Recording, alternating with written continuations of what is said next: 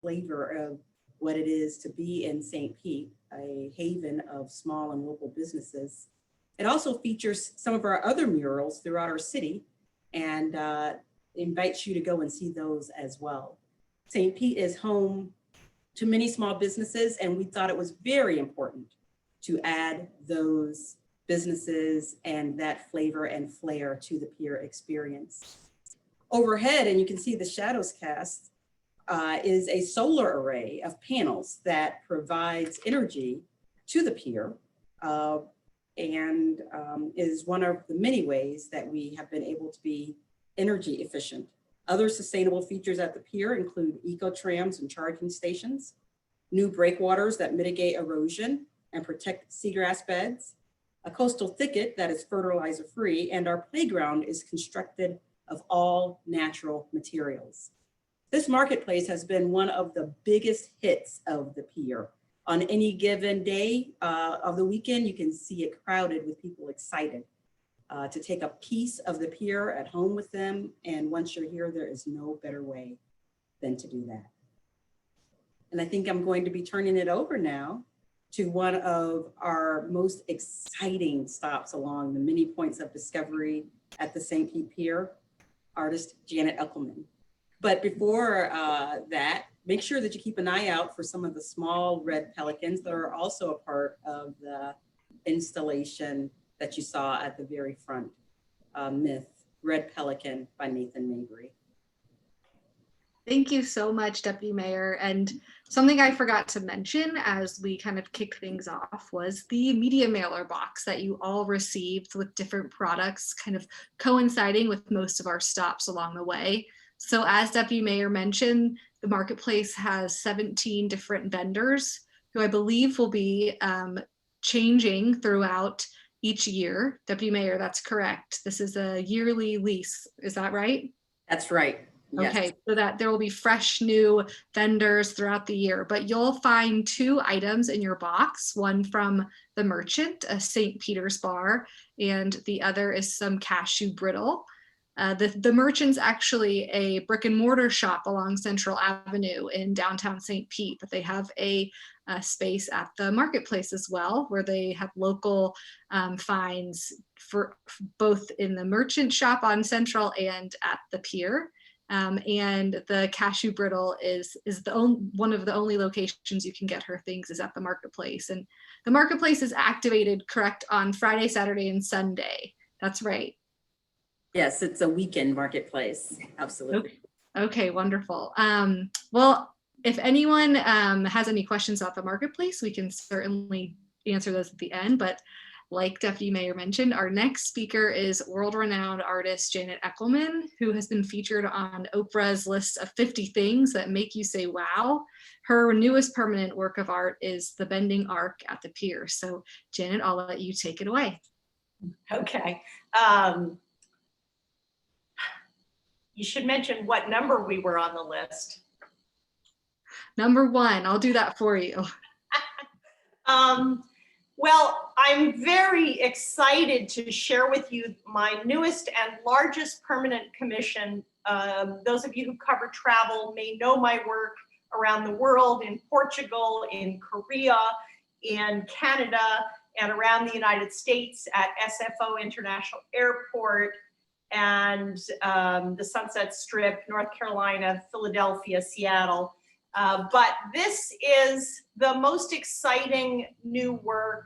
It is, I'll start with just the physical of what you're looking at. It's 180 miles of twine made with a very highly engineered fiber. These are the fibers that NASA uses in space to coat astronaut spacesuits and to tether the Mars rover. That 180 miles of twine is knotted into 1,662,000 knots. The sculpture is 424 feet in length, and its highest point is 72 feet above ground.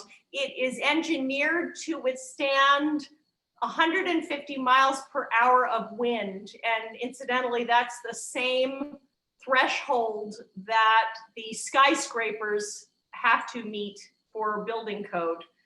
So that's sort of the physical part. But what's really important is that you can have this personal experience. You lie down on your blanket, you look up, and you can see through the work to the sky. It moves with the wind, so it is always changing. It is this ever-changing choreography by nature. And what I love about that as an artist is that nature is the animator, that it's always a different work. As you just saw, from day to night, it becomes infused with saturated, colorful light. It is something that people of all ages can relate to, can find their own meaning. What else can I share with you? The title Bending Arc is a reference to Martin Luther King's speech about the moral arc of the universe.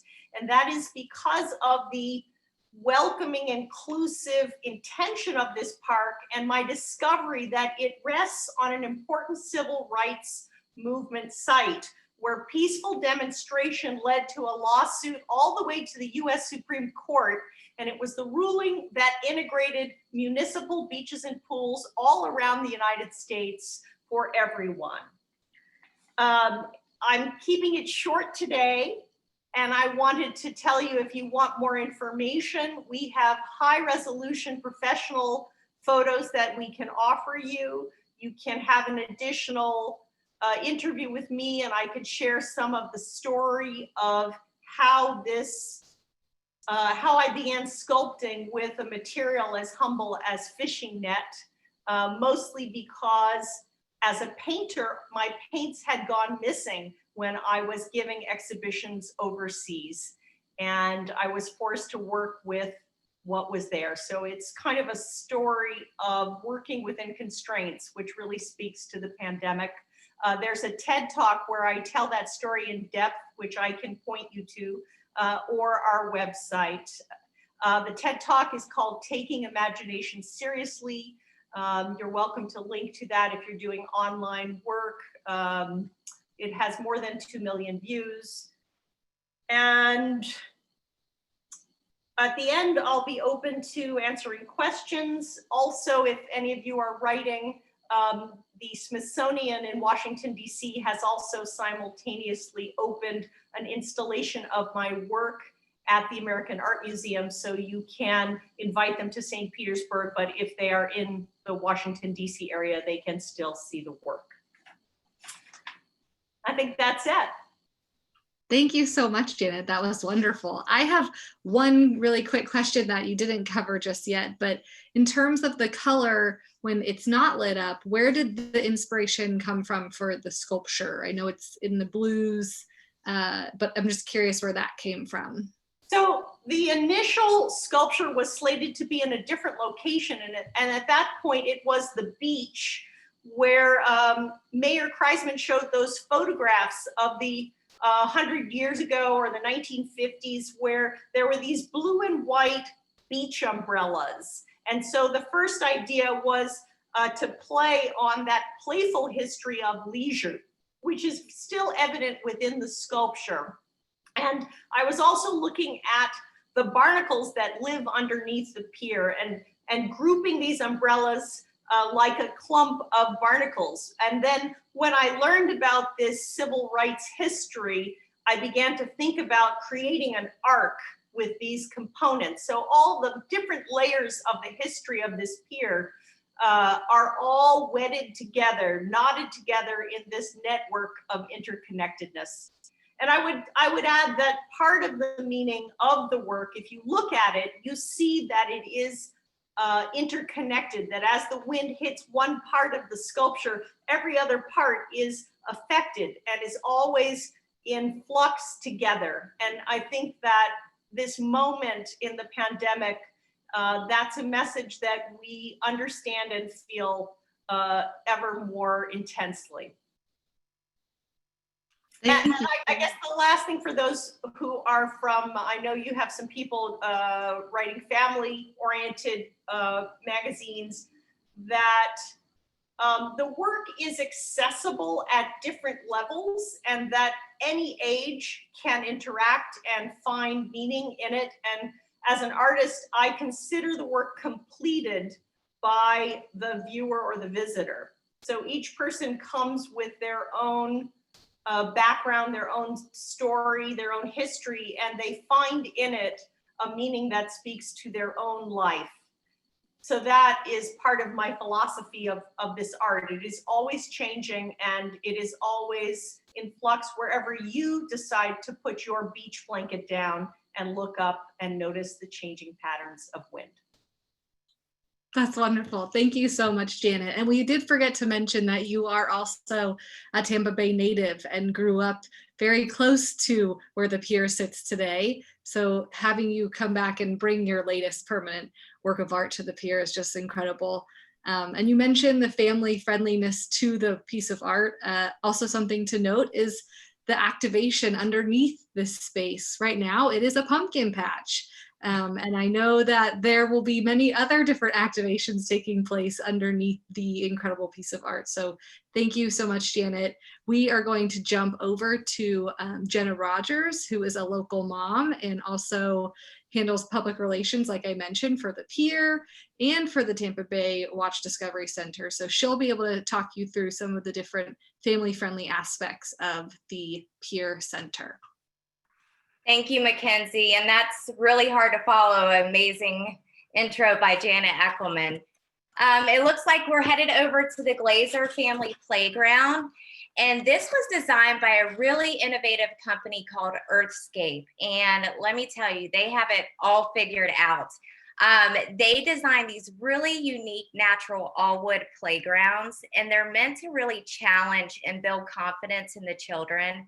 You'll see this red thing right here. That's a big octopus, so the children can climb in the tunnels and go down the winding slide. It's a really cool aquatic themed playground. And as a grown adult, I'm pretty envious of this playground. And I know a lot of the parents are too, because I see them playing with their children all the time on the equipment. And then next, we are going into the Spa Beach Bistro area. And this is a great place to grab a snack and cool off in the shade, whether you're coming from Spa Beach or parents wanting to catch some shade under the umbrellas here while their children are playing in the splash pad. And then now I believe we're walking towards the Zenobia Bailey Mosaic, and it's called Morning Stars. And the way she creates these pieces of art is just fascinating.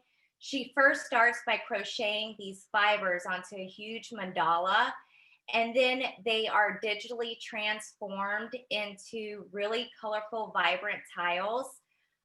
Just a really beautiful piece, and it's finished with like an iridescent finish, so it gives it a really pretty sparkle.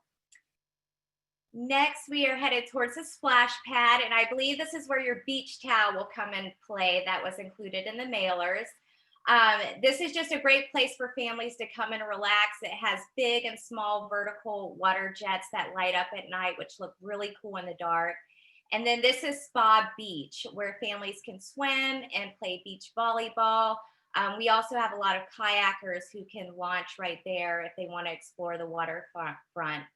And going back to Spa Beach real quick, I've actually been frequenting there a lot lately because we're hosting the Tampa Bay watch parties for the World Series.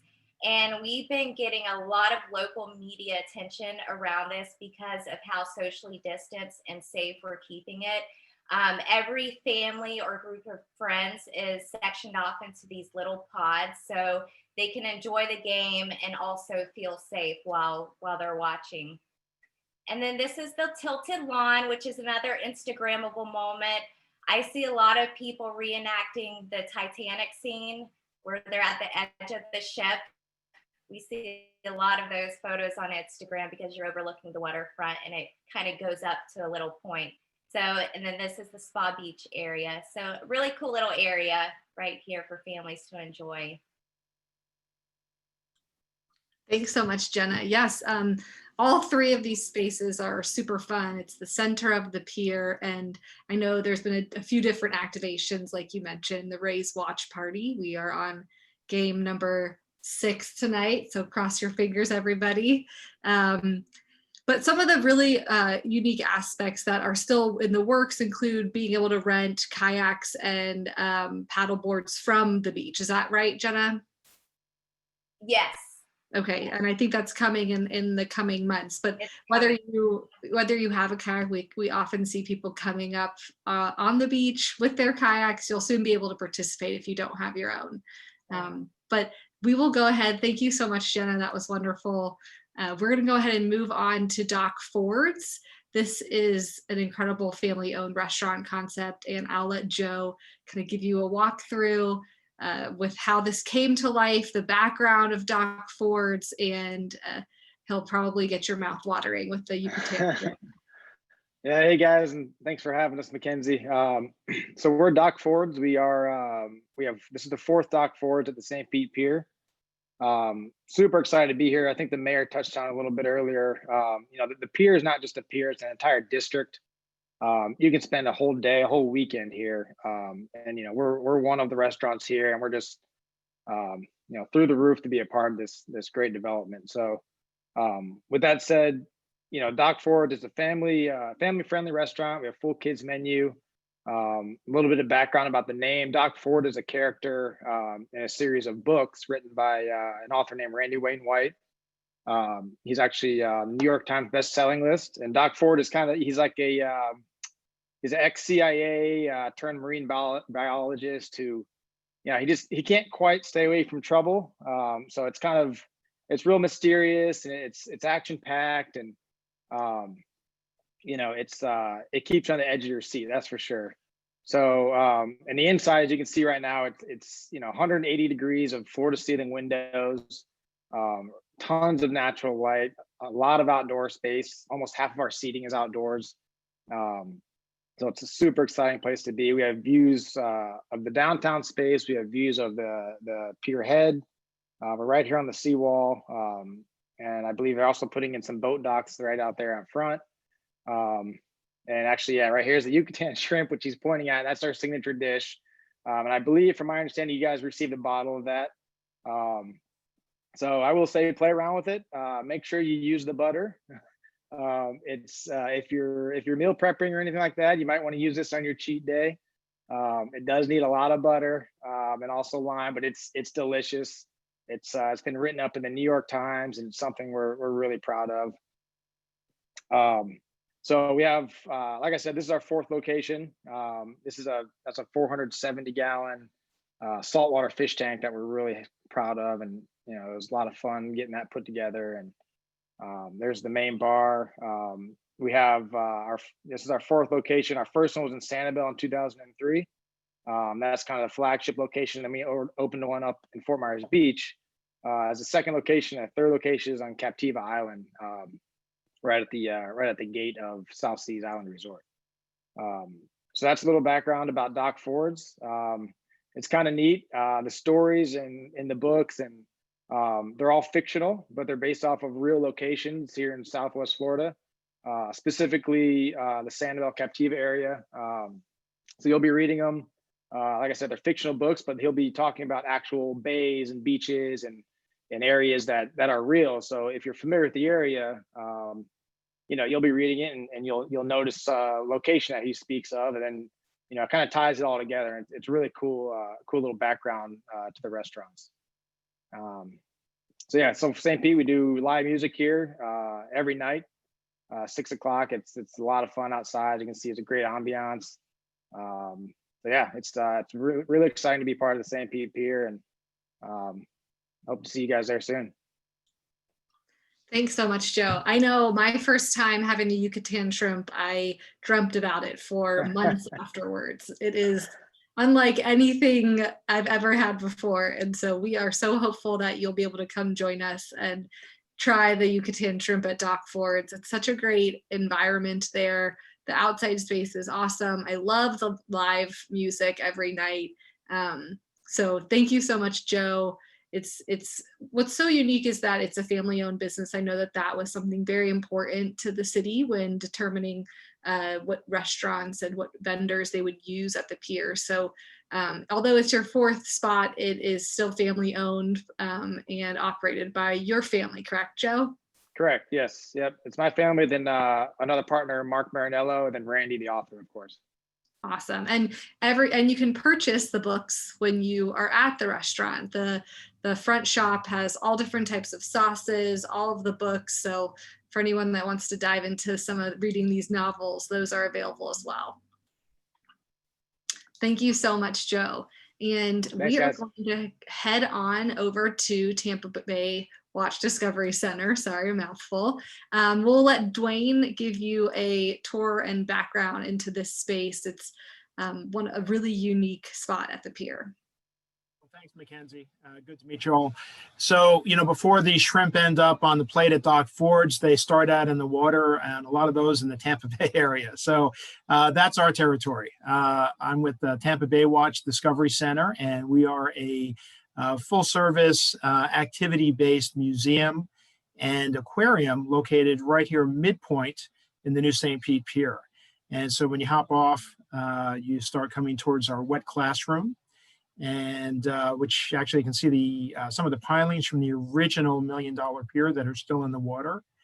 And then we head on inside.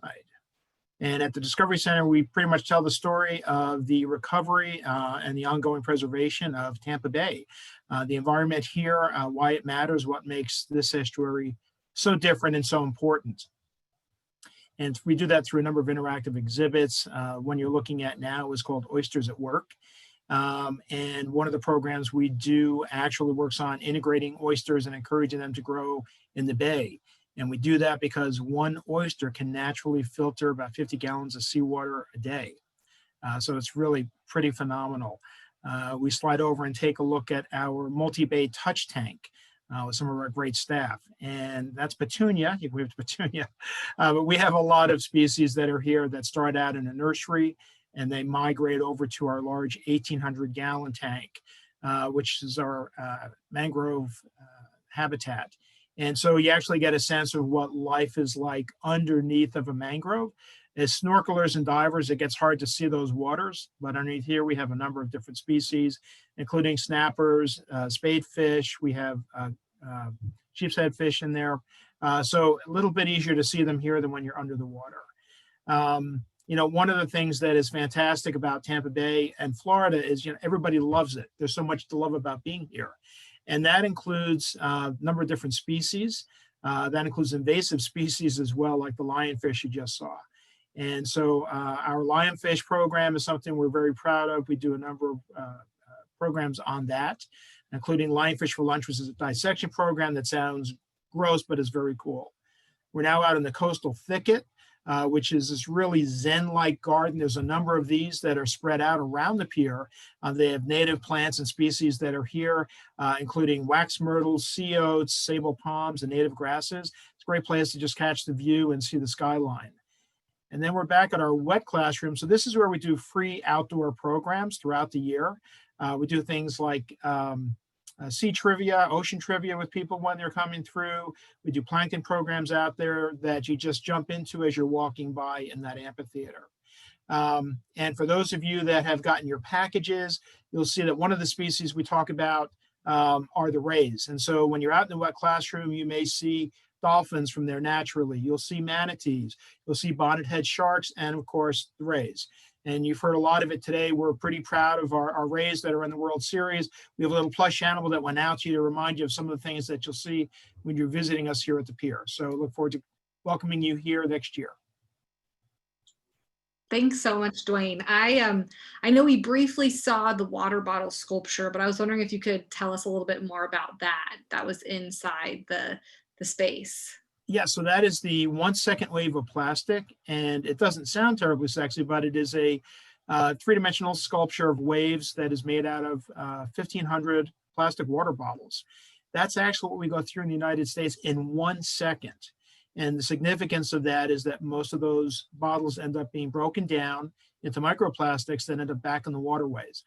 And there was recently an article that came out that talked about the fact that as human beings, we average now a credit card sized piece of plastic per day that we ingest via air, food, or water.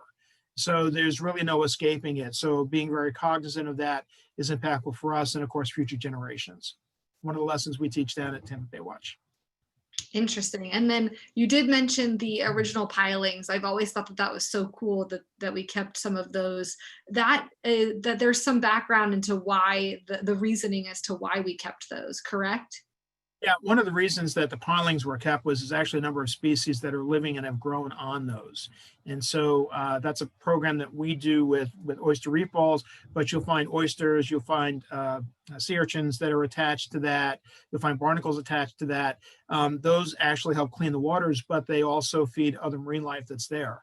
So what's cool about this is when you're in the wet classroom, it's like a mini peek into nature's aquarium. If you sit there, you will see a number of species come up to the surface. And part of the reason they hang out there is because of all of the species that are attached to the old pilings. So it's kind of the circle of life 100 years later, and it's great to see. Very cool. And a nice nod to the piers of the past, I think. Absolutely. Thanks so much, Dwayne. We are going to move along to our next stop. We have Annie Schneider, who will walk us through the end and the pier point. There you'll find a few different restaurant concepts. So I'll let Annie take it away. Yes, hi everyone. So nice to be here with you all and see all your smiling faces. It's so nice to be here together, be here for an event like this virtually. My name is Annie Schneider. I'm the marketing coordinator at Teak St. Pete at the Pier Point, and also at the Birchwood located on Beach Drive. These are our sister properties to the Birchwood, so I'm really thankful to take you on a tour out here. First things first, we just passed by a beautiful public art piece called Olnatopia by Nick Irving, and we are approaching the Pier Point. And right here on the ground level, we have our first concept. We have Driftwood Cafe, where we offer a casual grab-and-go menu, perfect for impromptu picnics out at Spa Beach or on the Tilted Lawn. Nice casual menu there, breakfast, lunch items, coffee. We're heading up the stairs and we pass by Teak, which is our elevated casual seated dining establishment with our seafood focused menu and coastal inspired dishes. And as we head up the stairs here to the rooftop, here we are at Pier Tiki. When you come up the steps, you immediately look out at the downtown St. Pete skyline. It's absolutely a breathtaking view in person. I can't even describe it.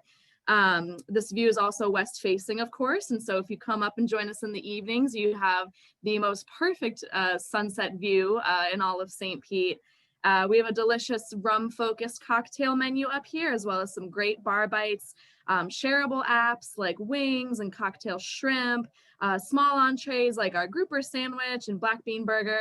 I personally am a huge fan of our fish tacos. I'm a big fish tacos girl, so that's what I always get when I come up. We are also so proud of our tiki huts as well. This is definitely a highlight of our space up here. Where we are right now in our video tour is our city side tiki hut area. Then on the east side of our rooftop, we have our bayside tiki huts. And these can be rented out for a semi-private, really fun event space with an hourly rental fee and an hourly food and beverage minimum. It's a wonderful option too, especially in this era with COVID-19, if you really want more of that private, exclusive kind of space where you have a dedicated server and you can feel more comfortable being in your own space, definitely. And as I'm the marketing coordinator at Teak St. Pete and at the Birchwood, I'm bouncing between properties all the time, and I love any excuse to come out here. It's so vibrant and inviting up here, so invigorating. I love the atmosphere. I personally bring my family and friends up here all the time, and I love to provide my guests with this little slice of St. Pete. My personal Pier Tiki order up here is the Jungle Bird or our frozen lemonade. We have some really fun frozen cocktails up here. And I'm really proud of our local craft beer scene in St. Pete and in Tampa Bay as well. So you can catch me with a Green Bench Sunshine City IPA or a Three Daughters Beach Blonde Ale, both of which we also offer at Pier Tiki. So we really got something for everyone up here. It's the views, it's the drinks. Come up and grab a bite to eat. If you look inside your box, you have a fun blue mermaid glass. These are the exact same glasses that we use up at Pier Tiki. In your box, you also have all the ingredients to make your very own St. Pete peach from the comfort of home. You got your Kettle One peach and orange blossom, peach puree, club soda, and lemon juice. And this is a really awesome drink. It's actually not offered up at Pier Tiki specifically. You can order it downstairs at Teak, but we just thought the name was so perfect, you know, for the spirit of this event here today, that we're going to make it a Pier Tiki treat just for today. And we're really thankful for our space, really thankful to be a part of this great city. And I'm really thankful to be here today. Thanks so much, Annie. Yes, I love all of the different spaces at Pier Point. The Driftwood Cafe at the bottom is a really awesome place to go in the morning if you're looking to catch sunrise, or I often am out there and see a ton of bikers. There's a big biking community in St. Pete, and that seems to be where all the cyclists end up after their ride, which brings me to what you're seeing now. This space down here below the lawn has actually been activated a few times safely by one of the local spin studios here in St. Pete. So they've had some sunrise and sunset sessions, and no better place to kind of maybe sweat before or after you have a cocktail at Pier Tiki. Yes. But that brings us to the end, everyone. I know we've had some questions come through the chat that have been answered, but are there any questions that you'd like some of our speakers to answer? I know Alyssa can kind of handle those questions. I'll throw that over to you, Alyssa. Sure, thanks, Mackenzie. I also wanted to add that all the footage that you've seen today, you guys are the first to see it. It's extremely recent, as of a couple days ago. So we put this together especially for this virtual media tour with a lot of passion and effort from all who spoke today. So thank you again to all of our speakers. I'm happy to open it up to any questions. Okay. Alyssa, I did see a question about some images from. Yeah, I saw Jim. Yes, and the NJF team will be sharing out a robust link with images and different assets following the tour. Exactly. And Ellen, I see that you asked a question, what is the walking surface made of? Not sure who's best to answer that, but I think there's a couple different surfaces depending on where you are. There's grassy knolls, and I'm pretty sure there's wood in the playground. Mayor or Deputy Mayor, could you maybe speak to the different surfaces at the pier? Sure. That's exactly right. The surface depends on the point of discovery in which you find yourself. The overwater portion, the bridge of the pier, is constructed of concrete, but there are lots of grasses and parks. There is a beach area, Spa Beach, as you know, and then there's the coastal thicket, which is, I can't recall, Mayor, is that actual wood or like recycled? I think it's recycled wood. All very cool, Florida-friendly surface. Thank you so much. Thank you. Great. And then Megan asked, can you place me in the pier in relation to St. Pete? I can't picture where it is. It's on the coastline, so right off of the edge. It's right off of Beach Drive. So if you've been to St. Pete before, you might be familiar with North Straub and South Straub Park and the Vinoy. Mayor, the street that it's on is 2nd Avenue. Okay. Northeast. Yep. Okay. How did I do? 2nd Avenue North, and it is on the bay side. So that body of water is Tampa Bay. And Spa Beach actually isn't on the Gulf, but it is on the beaches on Tampa Bay. Thanks, Leroy, for that visual. Great. Thank you, Mayor. I think that's all the questions. I see some folks bringing up one of the new exhibitions coming to the Dali. So for anyone that's not aware, the Dali Museum is just, steps from the pier. That's the beauty of the pier's location. You can walk to many of the area's local museums, and the Dali Museum has an incredible exhibition coming up, Van Gogh Live. If if you've seen the Netflix show Emily in Paris, you might be familiar with this, and it is the first location for that exhibition in North America that will be coming on November 21st. So another very exciting thing to happen in St. Pete. Just keeps things shining here. There's always a reason to come visit. And right off of the marketplace is also the Museum of History. And just a block away from the entrance of the Pier District is the Museum of Fine Arts.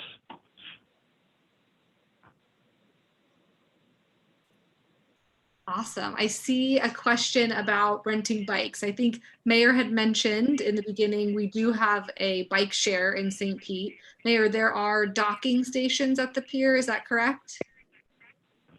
At the pier entrance, I believe we have a bike share docking station. And you know, there's I mean, all around the downtown area, you can get a bike share and take it to the pier. We also have an e-scooter program that's coming to downtown, and that'll be here within. Actually, they're starting to deliver those now, so within the next 30 days or so, those should be all over downtown. Awesome. Ooh, we have a really good question from Laura Begley. For everyone, I'll let Mayor start, but what is your favorite secret place in St. Pete? Well, since we're talking about the pier, I'm going to stay on the pier for a minute. There is a walkway, and one of the really cool things about the pier is there's a lot of different experiences because it is 26 acres. And so you really can take a different path every time you come there to walk around the entire Pier District. But as you are headed out past Dock Fords and the Tilted Lawn, there is a pathway that you can walk that actually goes under the Tilted Lawn. And it gives you a really great view into the bay. And it is not unusual to see dolphins swimming there, to see different fish varieties, whether it's sheep's head or mackerel or stingrays. So it really, because the water is crystal clear there. So it's a place where you can go, you're kind of away from everybody, you're out of the sun, it's shaded, and you just have this beautiful view of the waterfront and the water itself. So it's kind of a little hidden hiding place at the Pier District. I love that spot too. We do have images of that as well, so you all will be able to see what Mayor is speaking about. Deputy Mayor, what's your favorite secret spot in St. Pete? In St. Pete, the mayor is so on topic, but I'm going to take you across to the other water's edge, the westernmost piece of our land, to Jungle Prada, which is a very cool, enchanting place, believed to be the landing site of Panfilo de Naves in 1528.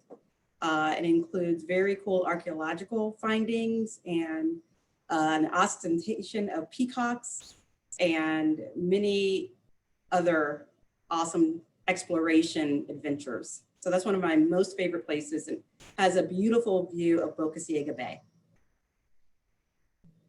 Jungle Prada is really beautiful, and there's brick streets over there, and you will definitely run into some peacocks along the way. It's a fun place to ride your bike, and it's really close to the Pinellas Trail. So for anyone that's looking to get outdoors, and you can even ride your bike all the way from the pier, that would be quite a feat, but I'm sure some of you are up for it. Who do I have next? Joe, do you have a favorite spot in St. Pete? Well, I split so much time between Fort Myers right now. I still feel like I'm learning the area, but I will say if you are a morning person, there are all sorts of Adirondack chairs spread out throughout the Pier District. To go see a sunrise is really cool. There's a bunch actually right in front of the restaurant there, and they're always taken right when the sun's coming up. Typically, I'm there doing something that's far less enjoyable, but sooner or later, I'm going to get out there for sure. I think that's one of the greatest things about the destination is you can catch a sunrise in downtown St. Pete and head over to the beaches and catch one of our beautiful sunsets. So agreed. It's from sunrise to sunset. There's something to do, and great way to be outdoors for sure.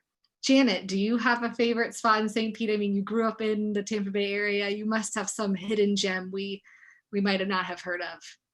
I was going to follow the mayor's lead, and a secret about the pier is that you can bring your own hammock and you can tie it up. There are trees around my sculpture, Bending Arc, and you can, there's a open air bistro right next to the park where the sculpture is, and it serves a cocktail that is blue curacao in honor of the sculpture, and it's called an arc bender. So my secret date would be to bring a hammock and drink an arc bender beside the sculpture.